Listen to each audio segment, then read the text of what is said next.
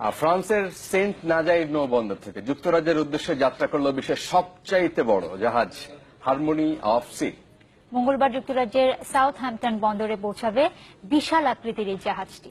আকারের দিক থেকে এই প্রমোত্তরীটি টাইটানিকের চেয়ে প্রায় 3 গুণ বড়। 5 গুণও বলা হচ্ছে কোন কোন নিউজে।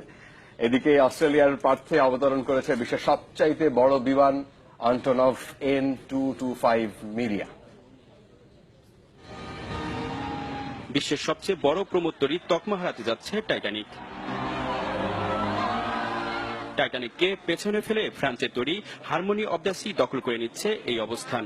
এই রয়্যাল ক্রুজের আকার টাইটানিকের চেয়েও 3 গুণ বড়।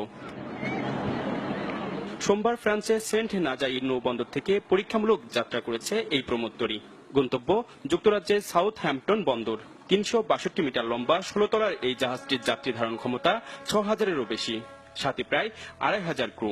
2500 কেবিনের পাশাপাশি থাকছে 20টি ডাইনিং, 23টি সুইমিং পুল, বিশাল একটি বাগান যেখানে রয়েছে 10,000 বিভিন্ন প্রজাতির উদ্ভিদ ও 50টি গাছ। এছাড়া বিনোদন, স্কেটিং আর গল্ফ খেলার জন্য রয়েছে জায়গা।